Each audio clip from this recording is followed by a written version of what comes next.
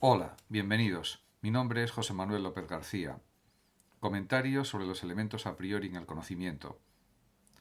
El problema del conocimiento es una de las partes fundamentales de la filosofía. Es también lo que está englobado dentro de la teoría del conocimiento, o epistemología, o gnoseología. El problema del conocimiento además supone una dialéctica entre objeto, sujeto cognoscente, y también la forma de conocer. Las primeras teorías al respecto, por ejemplo, de las primeras, son las de Leucipo y Demócrito, con el atomismo, que dan, por ejemplo, una valoración superior al objeto, a lo material, frente a la conciencia. De hecho, el atomismo de Demócrito y de Leucipo consideraba que realmente todo tiene una explicación a través de los átomos y que, por lo tanto, lo espiritual no tenía razón de ser en una interpretación correcta de lo que es la realidad y por lo tanto en la filosofía atomista diríamos que lo fundamental es la materia. A lo largo de la historia de la filosofía ha habido numerosos sentidos del a priori. El a priori es lo que antecede a la experiencia. Por ejemplo, el a priori subjetivo es el más estudiado, por ejemplo, por Kant. Este a priori consiste en unos contenidos, estructuras o leyes del conocer humano que condicionan el conocimiento de las personas.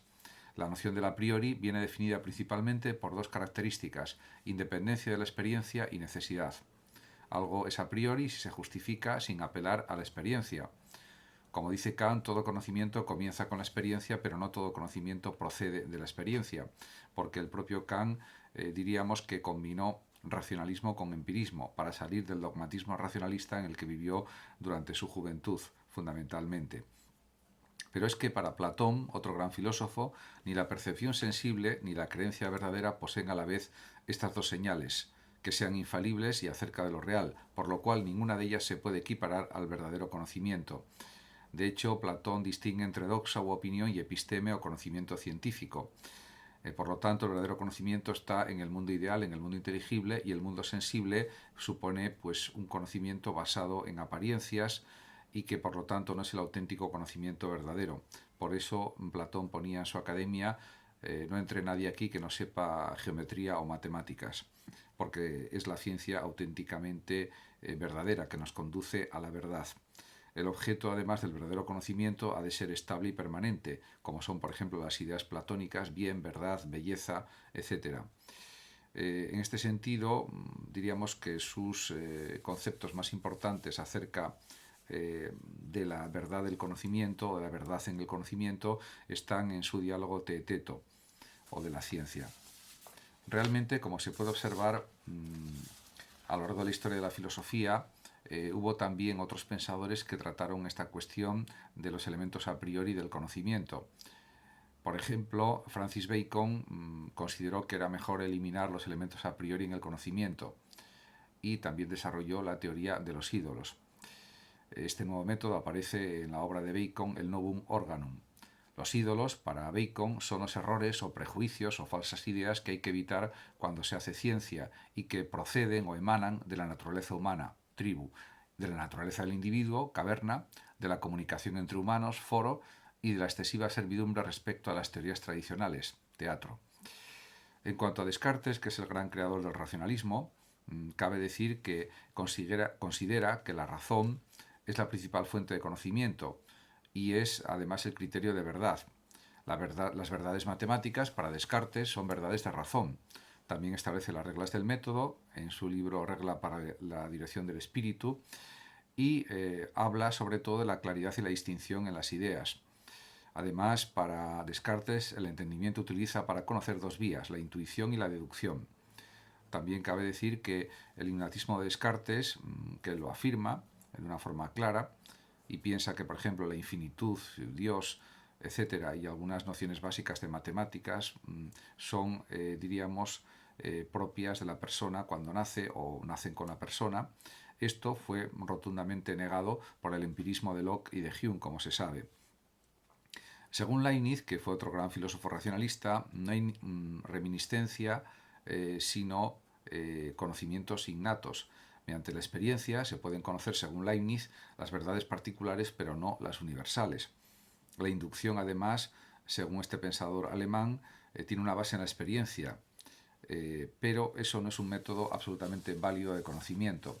No hay que olvidar, diríamos, que Leibniz pues insiste en que realmente, por ejemplo, las ideas innatas son hábitos o costumbres naturales y según esto, para que nuestro espíritu haya conocimiento, ideas o verdades, es necesario que hayamos pensado en ellas actualmente alguna vez. En cuanto al a priori en Kant, cabe decir que él establece las tres facultades de la inteligencia, que son sensibilidad, entendimiento y razón. Habla de la sensibilidad como muy importante para el conocimiento, porque todo el conocimiento o casi todo proviene de la experiencia, porque hay una parte que proviene del entendimiento y de la razón, que es la ordenación de las impresiones que nos llegan a través de los sentidos, que son caóticas, y la labor del entendimiento es categorizar y ordenar lo que nos llega a través de los sentidos. Para Kant, la imaginación y sus esquemas trascendentales son una mediación entre la sensibilidad y el entendimiento. Habla, por ejemplo, Kant de la síntesis de aprehensión en la intuición y de la síntesis de reproducción en la imaginación, también, por supuesto, de la síntesis de reconocimiento en el concepto y de las categorías del entendimiento y los tipos de juicios, entre otras numerosas cuestiones que aborda en su crítica a la razón pura y en otras obras. Además, la percepción trascendental para Kant es la espontaneidad que necesariamente ha de intervenir en toda síntesis y debe provenir de la fuente de toda espontaneidad, que es la apercepción trascendental como conciencia trascendental y unitaria de la identidad del yo. Según Kant, se pueden establecer clases de a priori, ya que para Kant el conocimiento y la experiencia son el resultado de un proceso cognoscitivo en el que se sintetizan dos principios, uno material y otro que podemos considerar formal.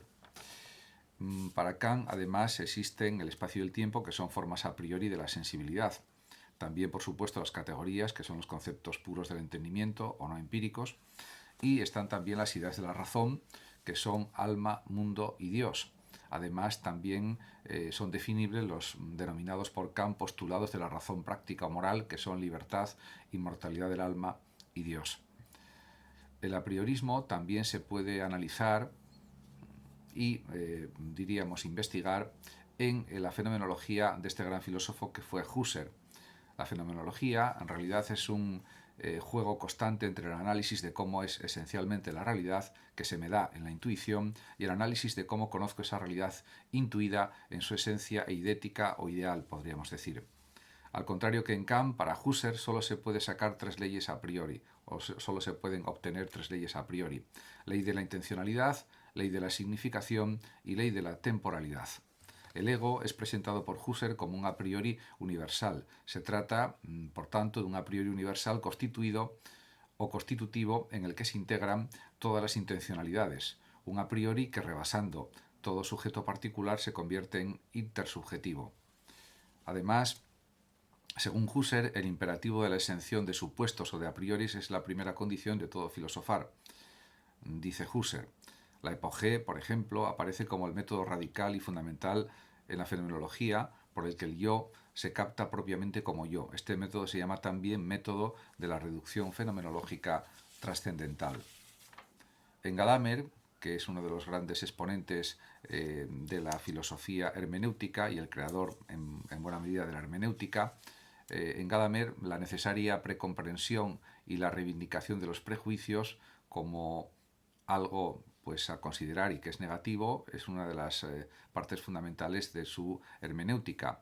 De hecho, la propuesta hermenéutica de Gadamer ataca de raíz al intento de la fenomenología de realizar una epogé o puesta entre paréntesis de todo lo conocido. Según Gadamer, este es un intento no solo imposible, sino completamente erróneo para cualquier acto intelectivo. Además, considera que la reivindicación de los prejuicios como a priori en el conocimiento es algo, por supuesto, necesario, pero que también debe ser superado. Para Gadamer, el intérprete de un texto no es una tabula rasa, tiene pues un pasado de interpretaciones, de lecturas, de comprensiones diversas y numerosas, y eso influye también en la interpretación de los textos, en la lectura de los textos, etc. La interpretación, por tanto, constituye, según Gadamer, una tarea infinita, inacabable. También se puede, diríamos, analizar lo que se puede llamar el apriorismo objetivo o material en Max Scheler. Para este filósofo, para Scheler, existe una oposición constante al subjetivismo a priórico de Kant y en favor del objetivismo del a priori. Eso es lo que él piensa, que hay que, diríamos, construir un objetivismo del a priori.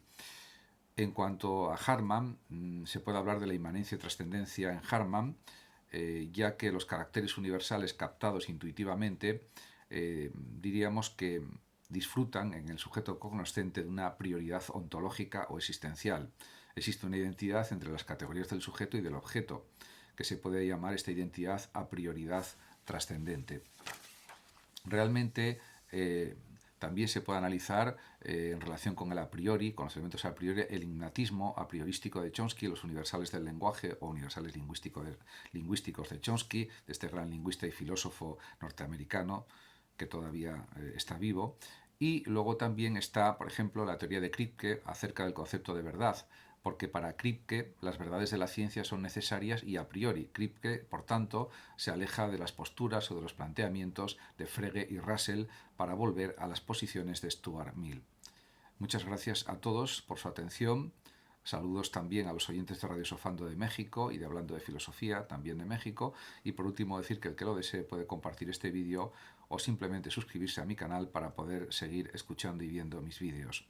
Muchísimas gracias a todos y hasta siempre.